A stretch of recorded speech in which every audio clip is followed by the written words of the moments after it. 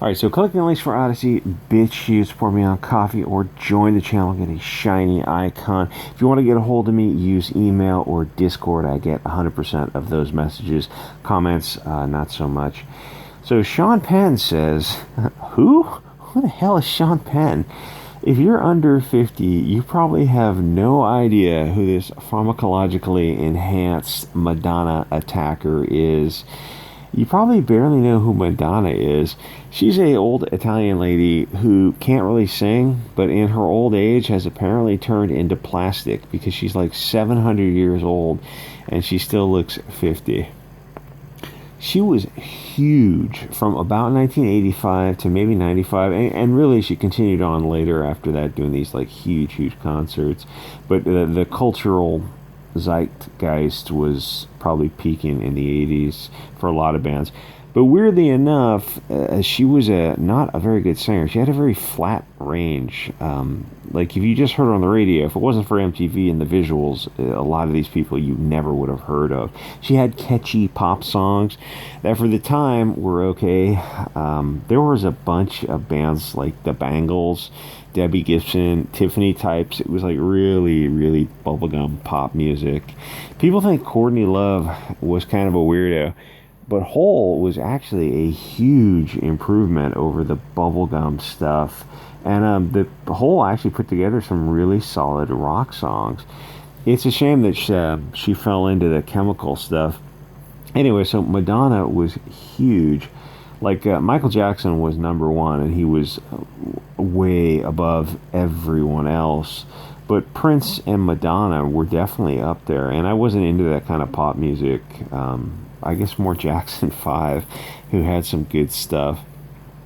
During that same period, you had like a bunch of rock bands, and also new wave, which we called Euro bundles of sticks, that was catching on. But then you also had harder rock like Guns N' Roses and Metallica. And then you had the rap scene that was blown up by Yo MTV Raps. And if it wasn't for MTV, rap would mostly have stayed in the city, but MTV had to do their part, and that's a whole nother video about what really went on with the rap scene and the prison pipeline and the people who run the music industry. Anyway, but if you go back and listen to 80s rap, it's missing like 90% of the tech and the oversampling. Most of it was a keyboard and drums. But believe it or not, it was actually a lot better than modern rap, which is a bunch of guys who drink cough syrup and mumble their lines, which doesn't really matter because they get yeeted and deleted with the 115 grain aspirin, like when they hit 25. It's got to be one of the most dangerous jobs out there. For some reason, if one guy says words that hurt the other guy's feelings, something about his mom, then they will shoot each other. It's a weird industry. Anyway, Madonna was huge, and she married Sean Penn, who was an actor. He's most famous for playing an idiot in Fast Times at Ridgemont High, I think, which was a pretty popular film in the 80s. But there actually were a lot of films, like 16 Candles, Better Off Dead, films in the 80s. If I had to pick one decade for that kind of genre, I'd say 77 to 87 was probably your best bet for peak pop culture films that were just a lot of fun. Movies really do suck today. If you're under 30, then you were screwed in terms of films and music. You will never see another Guns N' Roses, or even NWA, or Star Wars, or even Better Off Dead. The jokes about the Asians and the struggle snuggle stuff, all those kind of jokes are haram. And actually, now that I think about it, the guy who was in Better Off Dead, the guy he worked for Nickelodeon Kids, and there's a bunch of rumors swirling around him. But hey, even people we disagree with are entitled to due process. Otherwise, we're no better than witch hunters. Now that I think about it, post now, I guess, or 2020 riots, movies are going to be unbelievably garbage. It's going to be a real weird America, and to even consider that Hollywood could possibly implode, which is actually on the table. Hollywood was such a part of American entertainment for so long, to think like it's all going to change now post 2020. But at least it'll give foreign companies a chance to jump in there and see some market share, which hey, good for them. Maybe the honestly, Indian films should just really double down on English language films and try to make some inroads. Anyway, so Sean Penn had a reputation for thinking that he was a great actor, and maybe he does. The stuff that I saw him in, I gotta admit that he really did sell his performances, so I guess he knows what he's doing in the acting game. But he also had a reputation for South American chemical assistance and attacking paparazzi, which was sort of normal in the 1980s. And I realize if you're young, a lot of this stuff sounds crazy now, but a lot of it was just, it's just the way it was. Both Sean Penn and George Clooney are known for giving these Oscar award speeches where they just blow smoke up Hollywood's butt about how awesome Hollywood is and how they are better than flyover country.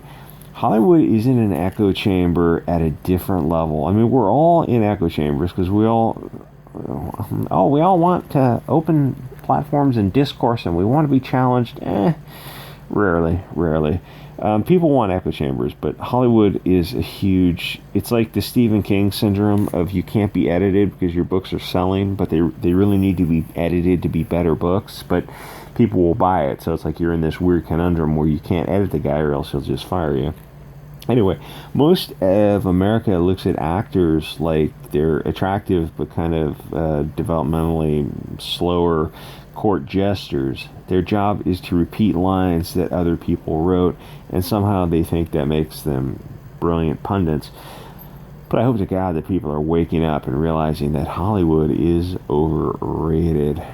I would rather that watch people make like a $50,000 black and white Clerks level film than anything from Hollywood nowadays.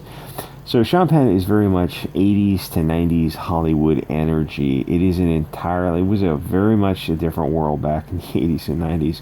And it was a better world. That's not just nostalgia talking. I'm looking at every decade. Yeah, every prior decade was better, which doesn't bode well for the future. Very, very much does not bode well for the future. And back then, these people who would have been considered liberal would be considered fashionable people in current year. That's how far America has shifted left. America of modern day is unrecognizable and would have been... In the 80s, people were still recovering from the Cold War and the fear of Russians and the atrocities that came out of Russia and Chinese and Cuba's communism. The atrocities from communism were very, very fresh in the 80s and 90s. And the thought of, if you could go back and tell them where we would be 40 years later, they would just never believe it. So John doesn't want people to see his movies if they don't have the experimental substance and put it under the skin, which doesn't make sense because, chemical or not, the transmission remains possible. So why would you care if someone else got it? It doesn't affect you. The issues are the left jumps into the appeal to authority a bit more than the right. Don't get me wrong, the right is not Vestal virgins either, as long as it's the authority of their guy and not the orange Cheeto. If only they knew that Biden and Trump, they're the same guy. It doesn't matter who's in the White House. They're not the rulers of America. And they're laughing. Everyone in both branches are laughing at America, who are fighting over this petty BS. And, like, they don't run the country. It's like, this is all just distractions. They grow this tall grass to hide snakes, and we're just fighting out over just these way ancillary issues because nobody wants to go to the heart of the matter. So no, whoever's at 1600 Pennsylvania doesn't run the country. It doesn't matter who they are. It doesn't matter who's in the White House. They're not the ruler of America. The people who can move money around are the rulers of America, the financial institutions. Even Abraham Lincoln and Andrew Jackson knew about that. In fact, they wrote about it in their papers. This current issue of biochemistry is similar to the climate issue, which is an area of science that I have some familiarity with. But in both cases, very few people are ever attempting to look at the science of it or go a step back from the actual research, which admittedly takes some effort in either discipline and is probably boring if you're not into it. Take a look at the scientific papers, pro and con. Because even without reading the methodology of the studies, you can see that experts are on both sides. But one side has the backing of social media, the media, and the governments. Reasonable scientific experts disagree. And hey, if you're actually interested in the science on either issue, there's no better time to learn than right now. It's never been easier to learn biochemistry or geophysics using the internet and getting some used textbooks. But my question for the left is, if the science is unsettled and there are zero long-term studies, then why would you allow yourself to be the experiment? You have to analyze the risk versus reward, but there is so much missing data that it's no more than guesswork. Remember the Hippocratic Oath? First, do no harm. Well, second, remember the scientific method. How does this situation fit? Then step back and start to look at the bigger picture. Do you trust the media and government enough to risk your life? Do all the facts add up? To manipulate people, first you scare them, slowly increase the fear until people panic, then offer a solution. But along with the solution, the government just needs to take away some liberty. It's in your best interests. You love grandma, don't you? China showed videos of, this was about a year and a half ago, of bodies in the streets and men in hazmat suits. Does that make any sense? Because that isn't how the illness has been progressing in every other country. The story isn't adding up. Then you look at the building of scientific research in that province. I'm trying to get around the algorithm. They were probably building bioweapons. Every country does. So why were American politicians and scientists involved? Why were so many big names involved who now have disappeared? I don't mean in a nefarious way. I mean that they've just stepped back from the public limelight. The healthcare system is overwhelmed, but it's also empty. People are wearing dust masks, not N95s, or even hazmat suits. And there's no biohazard collection for used masks. They're just going right into the storm system and going washed out to the ocean, killing fish. But SJWs never stop to examine pore sizes and particle sizes. The flu takes, say, 10,000 people per year from this mortal coil, but it disappeared. Would you care to explain the mathematical model, the biochemistry that explains that issue? Here's the problem. When you challenge their conclusions with scientific inquiry, they immediately ad hominem you and get frustrated that you don't trust the science. Scientists know which way the wind is blowing and who pays their salaries. They also have to eat. If a researcher came out with a different conclusion from the mainstream media, what would happen to him? If we were actual scientists, nothing bad would happen. We would examine his research and discuss it calmly. But what we are seeing now isn't science, it's a matter of faith. The science is out there. Get a notebook and you can actually start to look at it and take notes. It wouldn't take more than a week to get a handle on it. The conclusion the media and government is reaching isn't supported by the facts. When in doubt, don't do something that can't be undone. Don't act out of fear, act like a scientist. I'm not a conspiracy theorist, but I was a scientist. Everything is about evaluating risk versus reward, but you can only calculate the risk if you trust the sources. I don't trust the media or government because they have a long history of lying. And that is a frustrating experience for people to not be able to defer to authority. But sometimes no conclusion can be reached without more data.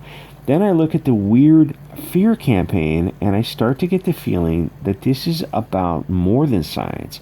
This might be about political control. Just comply, follow orders, don't question.